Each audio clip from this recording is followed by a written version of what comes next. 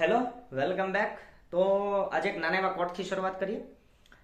સમવન્સ hell is someone's heaven. કહેવાનો મતલબ કે કોઈકનું નર્ક છે એ કદાચ કોઈકનું સ્વર્ગ પણ હોઈ શકે, અથવા તો કોઈકનું સ્વર્ગ છે એ કોઈકનું નર્ક પણ હોઈ શકે. રૂટિન લાઈફમાં તમે નજર નાખો ને તો આપણે બધા રાઉન્ડ સાયકલ જીવતા હોય ને એવો ખ્યાલ આવે.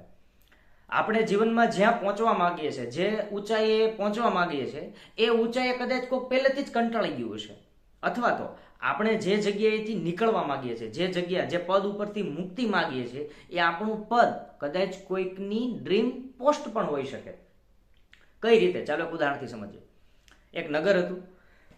નગરમાં એક સંત મહાત્મા હતા, સાધુજી હતા, ખૂબ પહોંચેલા હતા, ખૂબ એની ચર્ચાઓ હતી, ખૂબ મોટો બધો એનો ભક્તગણ હતો, સરસ એવો એક આશ્રમ હતો. એ આશ્રમની અંદર એક એનો શિષ્ય હતો. એ શિષ્ય છે એ ગુરુજીનો ખૂબ ચાહિત હતો, અને શિષ્યને પણ એના ગુરુજી પ્રત્યે ખૂબ માન સન્માન હતું. એ કહેવાય ને ગુરુજીના પેડા બોલ ઝીલતો હતો. સમયનું ચક્ર ચાલ્યું, ગુરુજીનો અંતકાલ આવ્યો, એટલે કે ગુરુજી મૃત્યુ પામ્યા, એટલે કે સ્વર્ગે સીધાવ્યા. હવે ગુરુજી સ્વર્ગે તો સીધાવ્યા એટલે કે મૃત્યુ તો પામ્યા, પણ આ જે ગુરુજીના વિરહની જે પીડા હતી ને એનો શિષ્ય સહન ન કરી શક્યો. હવે એની પાછળ એના દુઃખમાં ને દુઃખમાં શિષ્ય પણ મૃત્યુ પામ્યો, એટલે કે સ્વર્ગ સીધાવ્યો. શિષ્યને આખી જિંદગી હતું જ કે મારા મૃત્યુ પછી હું સ્વર્ગમાં જઈશ જ, કારણ કે મેં આખી જિંદગી સારા કર્મો કર્યા છે. હવે સ્વર્ગ છે કે નથી એની પછીના વિડીયોમાં ચર્ચા કરશું, પણ અત્યારે માની લે કે એ સ્વર્ગમાં જાય છે.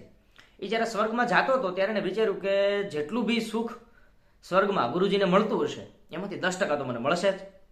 સ્વર્ગમાં પહોંચી ગયો, દ્વાર ખોલ્યા સ્વર્ગના. તેને જોયું, શું જોયું? કે ગુરુજી બેઠા છે, એક ખૂબ સરસ સુંદર અપ્સરા, જેના અંગો ઉપંગો પૂરેપૂરા નિખરેલા છે, એ ગુરુજીની આસપાસ એક કહેવાય ને કે મનમોહક દ્રશ્યમાં હતું બધું. આ જોઈને શિષ્ય આનંદિત થઈ ગયો. તરત ગુરુજી પાસે આવ્યો, પગે લાગ્યો અને કીધું, ગુરુજી આટલું બધું તો નહીં, પણ આમાંથી 10% તો મને આનું સુખ મળશે ને. ગુરુજીએ એનો કાન પકડ્યો ને ખીજાણ.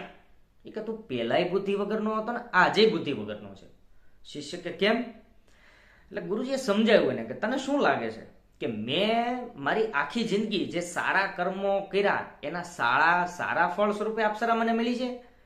તો ગુરુજીએ કીધું નહીં, આ અપ્સરાએ એના જીવનમાં જે કોઈ ખરાબ કામ કર્યા ને એના પાપના સજાના ફળ સ્વરૂપે હું એને મળ્યો છું. એટલે પછી ગુરુજીએ ચોખવટથી એના શિષ્યને કીધું, ભાઈ આ અપ્સરા છે ભલે મારા માટે સ્વર્ગ હોઈ શકે, પણ હું તો છે ને હું એ અપ્સરા માટે નર્ક છું. એટલે આપણે ઘણી વખત સોસાયટીમાં, સમાજમાં ઘણી વાર એવા કોઈ કપલ જોઈએ, થોડાક કે ને અનબેલેન્સ કપલ જોઈએ, તો આપણે એમ લાગે કે આ ભાઈશ્રીએ તો પાછલા જન્મમાં કેટલાય પુણ્ય કર્યા છે. પણ એવું નથી, એનું ઉલટું હોય છે. થોડુંક વિચારી લેજો. માતાજી સુખી રાખે. જય હિન્દ.